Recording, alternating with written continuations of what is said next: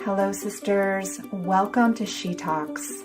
I'm Sara Avant Stover, a yoga and meditation teacher, best-selling author, and founder of The Way the Happy Woman. And I'm so happy to share that my brand new book, The Book of She, Your Heroine's Journey into the Heart of Feminine Power, is now available wherever books are sold and at thebookofshe.com. To celebrate her arrival throughout the months of October and November, I'll be featuring a special series called She Stories, where we hear the heroines' journeys of 14 inspiring female leaders. I'm so happy you're here, and I hope you enjoyed today's interview.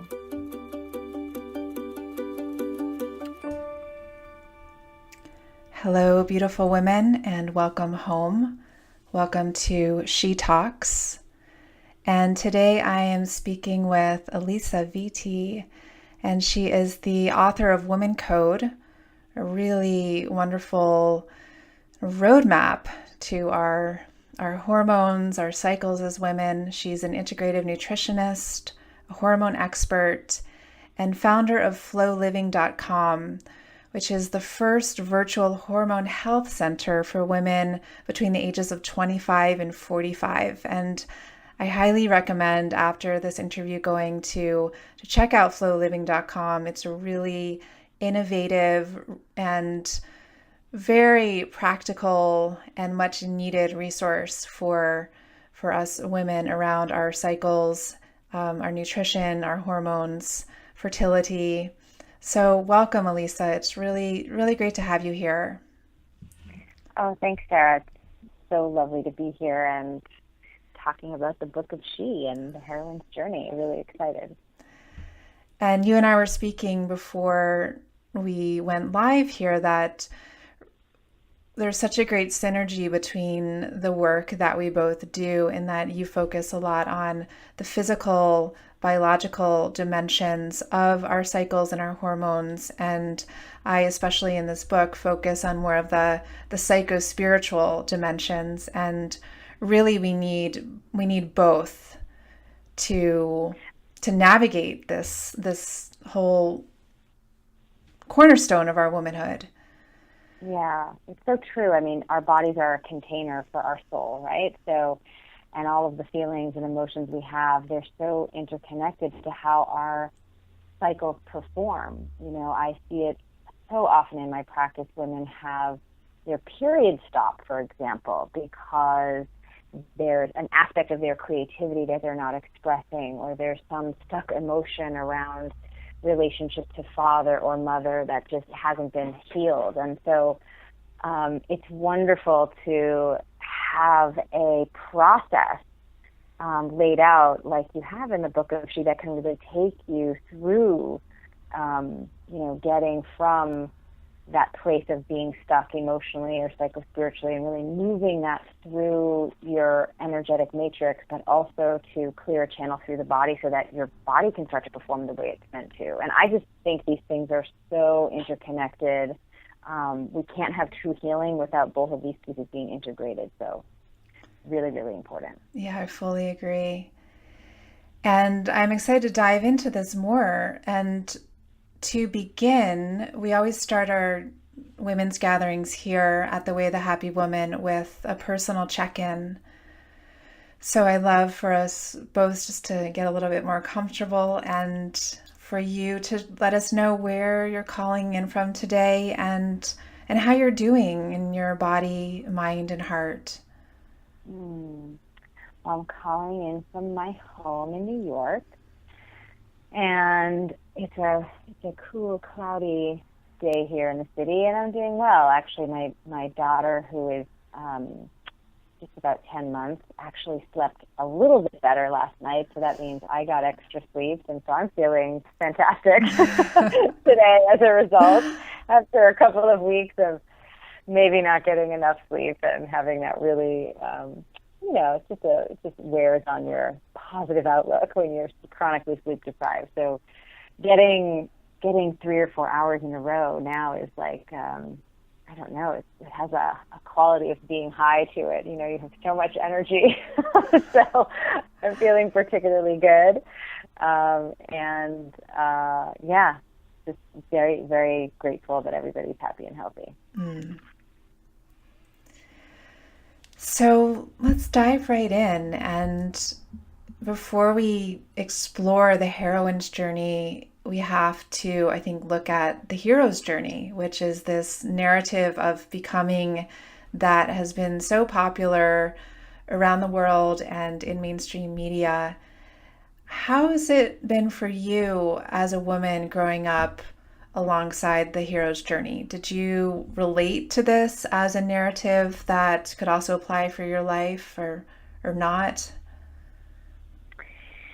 You know, I don't think that I had a lot of consciousness around the hero's journey when I was very young. I think I was fed a lot of the sort of fairy tale archetypes, reading all of that kind of literature of, I don't know, Red Riding Hood and the Sleeping Beauty, and there was all of this kind of distorted feminine archetypes that I kind of had passed over.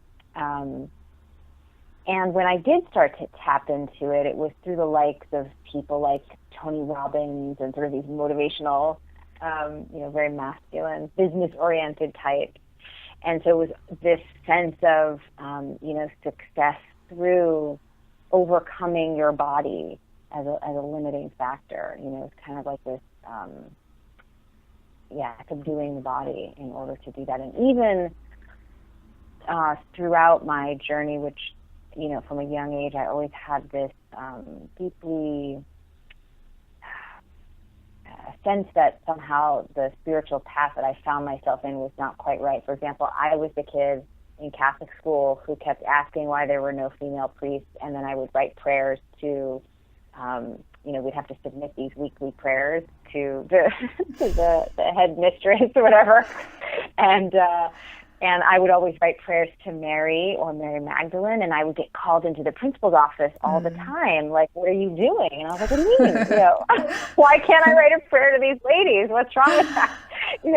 At 6 or 7. And, but I will say in one amazing coup, I got to read one of these prayers to Mary. They let me finally do it because I kind of was a dog with a bone at that point. I was like, just on the principle of it, at like 7, somebody should read a prayer to Mary. So that felt like an achievement.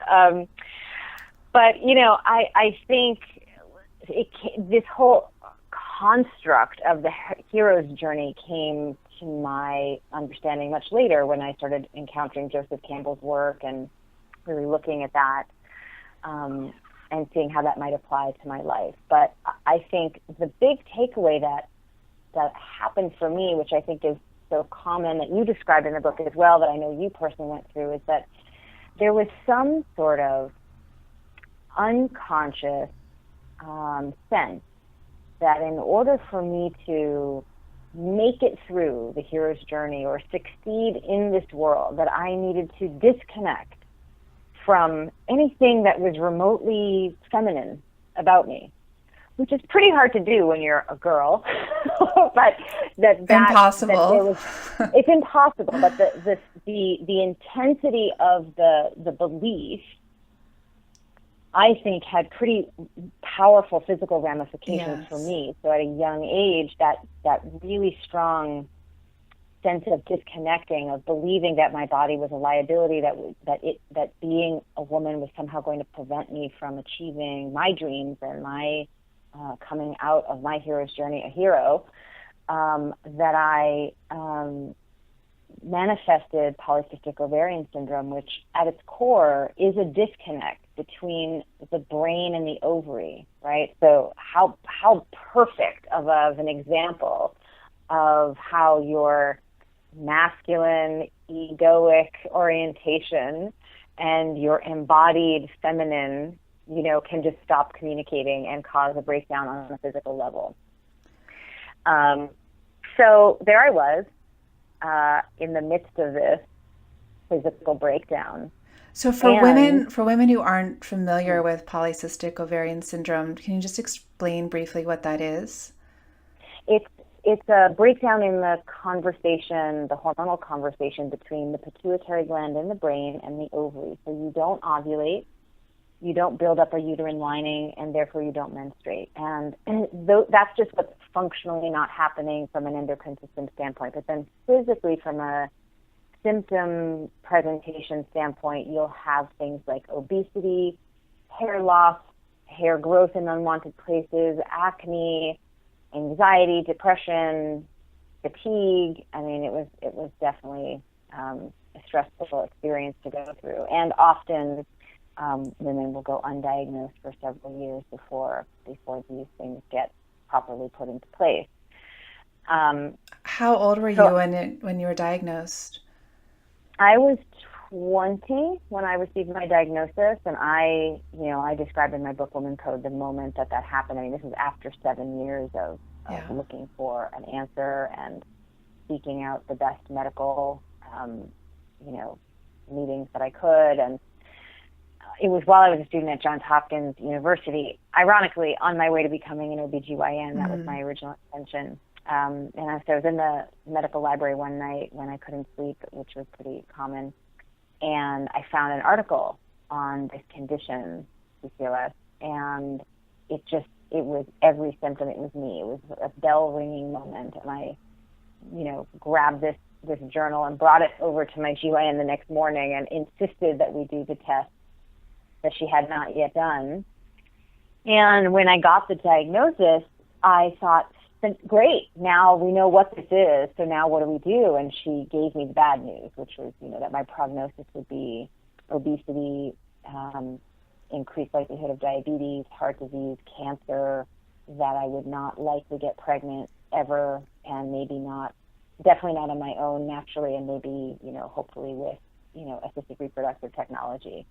And that that there was nothing to be done, but that there would be certain medications that we could use along the way to try to, minimize some of the symptoms of this prognosis. And I was 20 when I heard this. I mean, that's your whole picture of just kind of not going in a direction that feels, it's hard to put into words what that felt like. Yeah. But it certainly was a moment where my body spoke to me really loud and clear. And it just told me very plainly, very calmly that was not my future. And it was the first time that I really heard her speak like that. And so, of course, I took notice and couldn't help but repeat the words to the doctor. And I walked out of the office without any medication, without following the normal course of action, without a plan. Yeah. Also important to note, just completely committed to trusting that voice. Like that didn't even, there was no lag time. It wasn't like I heard it and then I had to make a decision about should I follow that voice. It was simultaneous, the hearing of it and the trusting. So yeah, that was the beginning for me, I think, of my, that was part of the heroine's journey. I think the beginning had earlier beginnings, as we know, but that was definitely a key inflection point, was for sure. It was a shift off of that path of really striving like a man. Yeah, unconsciously, absolutely. Of course, we didn't know that that's what we were doing, but... Right. It was the beginning of finding my way back into an embodied relationship with my feminine nature. Yeah. And it was through the vehicle of my, uniquely female problem, right? You could only have PCOS if you have ovaries. Yeah. And, that this all kind of came to a head for me, and being someone who, although I was deeply spiritual as a child and had many,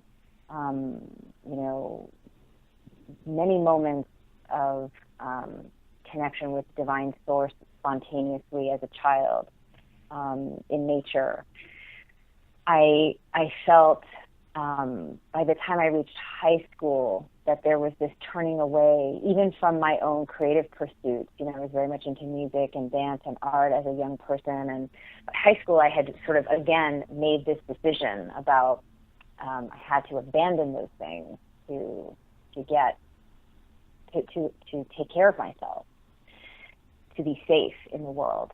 And so I think for me, this whole journey is a return to, finding an integration with all of those aspects of myself, and to really tapping into the forces of nature that govern my body, govern the planet, govern the cosmos, and realize that it's all interconnected and flowing through me. So, an amazing opportunity. I always say I can't imagine a life that I would have without my body leading the way. And certainly in that experience, that was the beginning of many, many moments.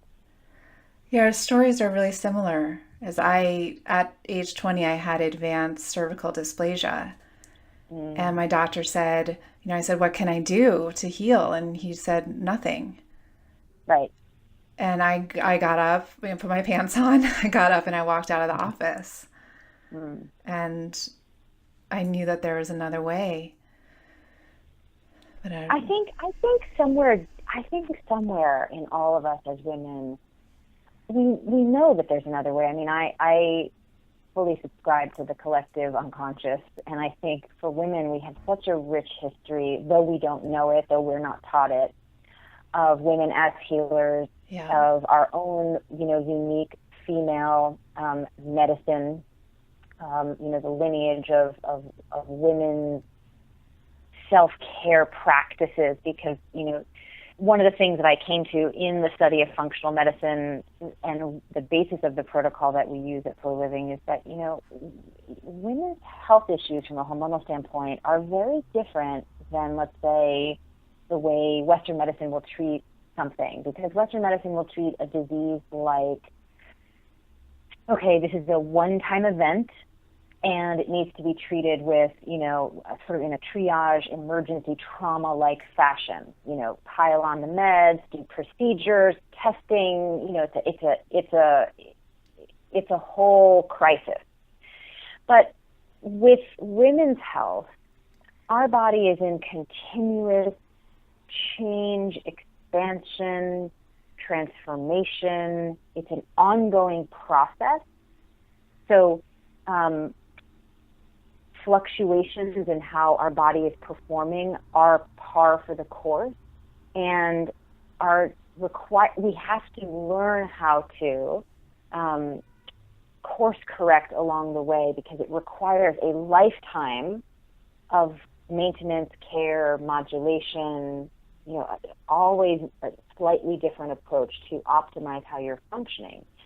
And that's, I think we all know that in a very core intuitive way, but we've forgotten how to do it, why we should be doing it, and certainly we're not given a roadmap on what that actually looks like, what those practices look like. So certainly that's what I endeavor to do it for a living, because it was a life-changing experience, not just to get that diagnosis, but then to be able to create for my body a complete transformation. I mean, I was over 200 pounds. I was covered in cystic acne everywhere. I was not menstruating. I was a mess. I was frightened. I felt completely alone. And there wasn't the internet this was 17 years ago. There was not, I could not WebMD anything. There were not a gazillion articles. It was just bad news. The few articles that were out on the nascent internet, there wasn't much, and it was all scary. And still, I had to trust that voice and to watch my body through the research that I ended up doing and putting this protocol together, to watch my body, unfurl its potential, to restore itself was really breathtaking experience. I still catch my breath when I work with clients and they get their periods back, or the cramps that have them doubled over, throwing up in the shower, taking days off from work go away, when they can have babies after years of trying and failing. I mean, these things are miraculous things that your body wants to do for you. But of course you have to help her by doing some things for her. And it certainly changed the course of my life and my career, and my appreciation for for the feminine. There is these forces that govern our cycle are the most powerful forces in nature. This cyclical energy. I mean, it's what the Industrial Revolution was built on, right? Yeah. Harnessing that cyclical technology is what built this nation, and we have it inside of us. So to create anything in your life, and this is the good stuff that I feel like one can get to as a woman once you reconnect with and rebalance your hormonal nature, is that you can, it's the creation matrix. It is actually specifically the 4 parts of the creation matrix. So it's really an extraordinary opportunity to be much more powerful and effective with less stress on your body. And that's a really cool thing. And that's how I do everything, and how I get all this stuff done, and how I run a business and take care of women in 216 countries, and write books and speak and serve on advisory boards for health startups, and have a husband and a child, and take care of myself all the time. I leverage the cyclical transformation in my brain and my body chemistry for my benefit, and it's an amazing gift. So can you share a little bit about what is the process at Flow Living? What are these 4 stages of the creative cycle that you're speaking of, which are also the different stages of the heroine's journey? Well, I mean, so let's break down the cycle into 4 phases, right? And so the first phase of the cycle is, after the bleeding has ended, we move back into the follicular phase. And this is where we set our intention, right? This is the intention setting part, the beginning, the planning, the deciding what it is that you desire by following what feels good in your body, right? So this is the very beginning of manifesting anything, right? The second phase, in the ovulatory phase, where the hormones light up your verbal centers of the brain, this is where you want to speak out loud that which it is you want to create, whatever that is, and do it with other people. Because you're also more social at this time naturally. So, that, of course, will start to magnetize serendipitous opportunities to you that help facilitate the manifestation of your intended desire. Then the third phase, the luteal phase, with the influx of high levels of progesterone, this helps you bring things to completion. And this is the phase of your creation matrix that is about taking action to embody the psycho-spiritual part of the first half of the cycle, that you have this vision, then you speak about it. Well, now you're putting your feet one in front of the other and your body in motion around that etheric energy that you are harnessing. And then the final stage, the menses itself, this is a time where both sides of the brain, the hemispheres of the brain are most in communication. So it's an opportunity for you to receive information and evaluate where you might want to go next. So it's the completion process of manifesting, because we're always manifesting. We as women, we're just naturally good at desiring and envisioning, because we are creators. So, it's a good thing that we have a 30-day cycle, because just when you're done with deciding what it is you desire a month before, the next month is on you and you want something new. And so you get to really be, if you tap into this energy and really stay present to your cycle and optimize its performance, you really get to be creating all the time. I mean, I always laugh when it's New Year's Eve and people get all excited about their resolutions. I'm like, oh my God, you don't need to do that if you're a woman. You have it every month. Get to do it every month. So you get to do it at least a dozen times a year. And I don't know about you, but I am always changing my mind. And so it's nice to have that reset monthly. And that opportunity to evaluate, am I moving in the direction of my heart's desires and my highest good and the good of all beings? And am I in service, and am I in joy? Am I in pleasure? And, all of those things are possible because of this practice. Now, that's sort of the good part. Of course, there's the cleanup part that we do as well at Flow Living, because the good part you get to access if your hormones are balanced. But what if you're missing your period, or you have PCOS like I used to have, or you have fibroids, endometriosis, or you're dealing with, infertility, or you're in perimenopause, which starts at 35, just FYI.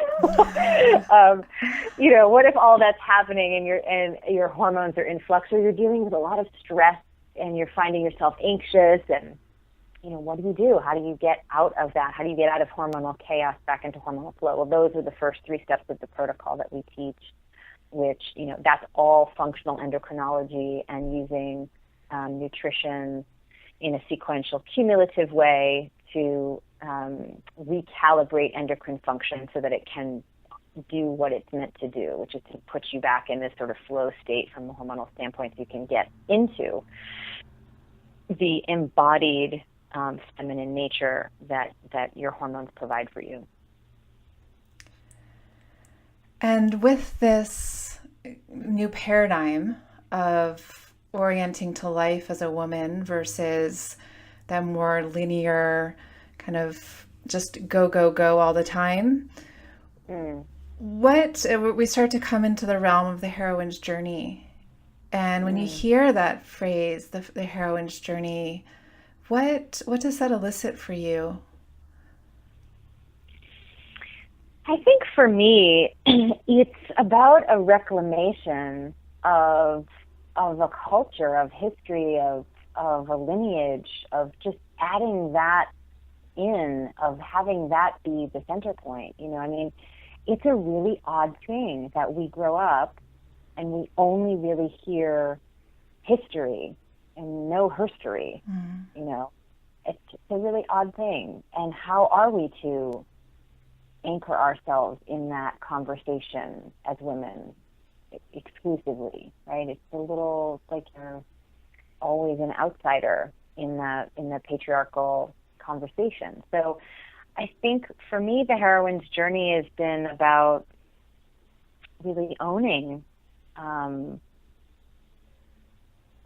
all the beautiful pieces of our story, and also it's also about healing what happens inside of you emotionally when you've grown up in a culture like that. The negative self-talk and the inner critical nature, the default to having a negative orientation to oneself because one finds oneself in a female form in a masculine culture, right? Even though that might not be something you're consciously connecting, that there is that hook, I think is a big part of the heroine's journey of really finding a new center point for yourself that is not continuously in comparison or in competition with that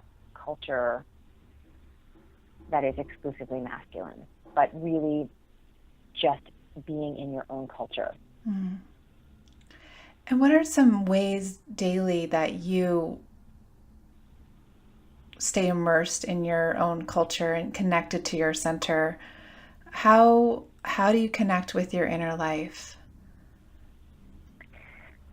Well, for me, my practice is all about the body. So, for example, great example, just yesterday, I had, it's always happening. I had just come off of a couple of nights of, really, how can you sleep for an hour and then be woken up and then sleep again? It's like torture. It's a terrible experience. I have so much compassion for moms who have done this several times in a row. I'm only on child number 1, and and it's intense. It's a very intense thing, not getting a lot of sleep. And And though I do all the things from a functional standpoint to manage that and make that better, it still can be in consecutive days in a row kind of a exhausting and demoralizing experience. So I woke up on yesterday I just felt like I had gotten beaten up. I really felt physically like unwell. I was like stumbling out of bed, stumbling around in the morning and to make her breakfast, and oh my God, and it's just like the whole situation. and you know, I got ready to sit down for work. I have someone who comes and watches the baby, plays with her during the day a little bit so I can get some work done. So I sat down. I have lots of things that I'm working on that I love, that I'm so excited about, that are the expression of my creative self. And sometimes that looks like a big to-do list, you know. So I sat down and I had put way too much on my plate yesterday, of course, as my default. And I literally sat in front of my computer for an hour. Like, couldn't focus on an email, couldn't write the article I needed to write, could not function. Just like the lights were on, but there was nobody in there turning the little hamster wheel inside my brain. Not happening. And I proceeded to begin the old habit of using negative motivators to try to get me out of it, right? Like, okay, you know, what's wrong with you? Like, get it together, you know, blah, blah, blah, like just negative self-talk. And my body was like, oh, it was such a beautiful sunny day. It was like a perfect sunny day. And my body was like, oh, can we just go outside for a walk? Let's get the baby in a stroller. Like, let's go. Like, she was like tingling with excitement to go do this. And I was like, no. We have to stay in and do our homework. I mean, it was like this epic battle between my creature self and my, you know, my mental self. Yeah. And ultimately, thankfully, because this is my practice, my ego gave up and was like, fine lady, let's go for a walk, you know. And, you know, just put on my shoes, got the baby ready to go, went outside and just walked through the park, Central Park, where I live near, and really enjoyed that walk, breathed deeply, the baby napped. And just, you know, the park can be a glorious when the weather's good. And came home, did the lunch routine, and then put the baby down for a nap. And I was like, I'm going to take a nap too. And I napped and woke up to nurse the baby and laid in bed for another hour and just didn't do anything yesterday. And then when I got up around 4:30 from this nap. And I was like, oh, you know, I feel like sending this email. And I sent a few emails, and that was it. And it was just a great way to come back to what serves me in the highest. This morning I woke up fully rested. Of course, the baby rested better last night. I've got to imagine because she's picking up on my energy, and I was more rested yesterday during the day. Yes. And this morning I woke up full of energy, wrote the article that was supposed to be written yesterday in 20 minutes, did a ton of work, feel completely on top of my game with the things I wanted to accomplish yesterday, despite what my mind was telling me, oh, you're never going to get this done if you go outside and have fun. And, you know, just letting my body lead always leads me in the best. Leads me to the best solution and leaves me in the best position. And even though I still sometimes, especially in sleep deprivation brain, struggle to remember that is the practice. It's always a practice. Let my body lead. She knows better than I know. And that's really, for me, the practice. And that's one example. Of course, the other example is the continuous self-care rituals that I do surrounding my cycle, which, you know, I go into great detail in Chapter 5 of Woman Code, just how do I map that all out week over week. So I'm always on top of being in dynamic relationship with my body so that she can communicate with me and lead me in the right direction. It's a beautiful example. Very practical too. I think we can all relate to that. And that was a really important piece for me, Sarah, that, as I was encountering the feminine and the goddess lineage and all of this sort of more esoteric conversation around the feminine, I really needed it to be practical for me. And I find that as much as I love that, and I find that so uplifting, that I need to know how to use it in these situations as a tool to Just come in back. daily life. Yeah. Because I'm an ordinary person living an ordinary life, just like all of us, right? Yeah. I don't sprout wings at night and move into the angelic realms. Although some people say that we all do, but I'm just talking about what I know right now. And what I know right now is I'm a mom, a new mom. I'm the CEO of a company, and I'm a person who has a very delicate constitution when it comes to her health. So I have to navigate all these things, and I find that using this practice of staying in body is an extremely powerful tool to allow me to navigate those three elements of my life with a lot of grace.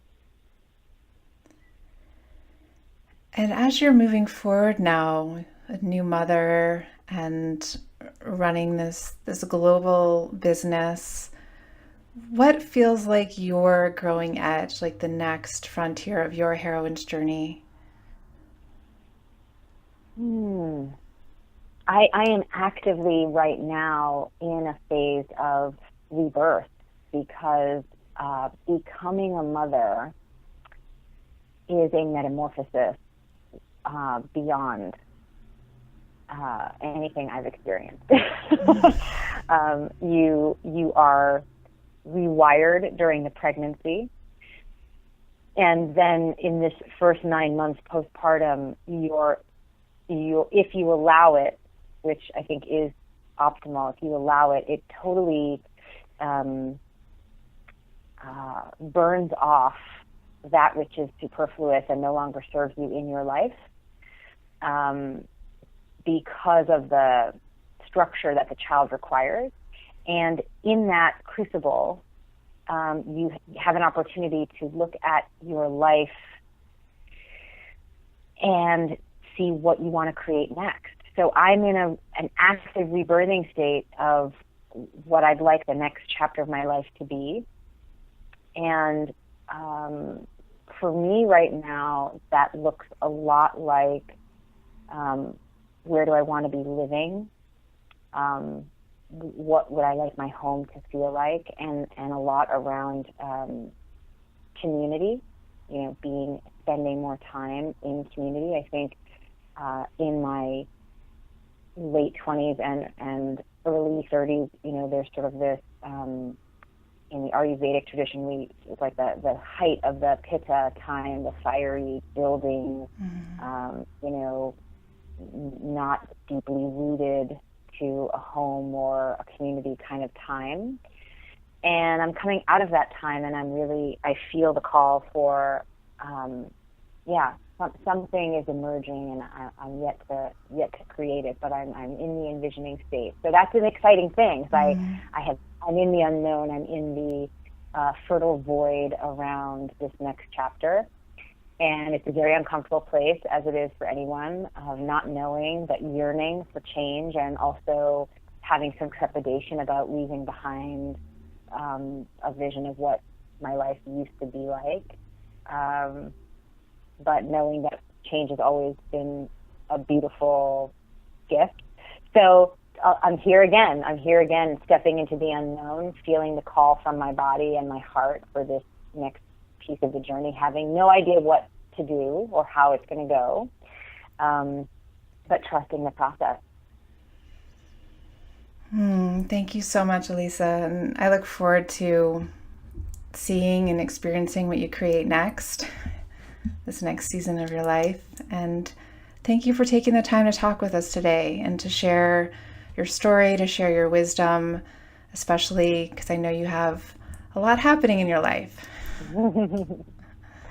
Well, it's my pleasure. And I think, this conversation for women is just so important, and I'm so excited about the Book of She, and excited that we're just chatting about all of this for women together. Thank you so much. If you're ready to go deeper into your heroine's journey, I invite you to explore my new book, The Book of She. You can visit thebookofshe.com to register your receipt for this order before October 30th. And when you do, you'll receive an invitation to join me and our community in a free online women's yoga and meditation class, as well as a live Q&A. Until next time, I'm sending you my heartfelt support. Thank you so much for being part of our sisterhood.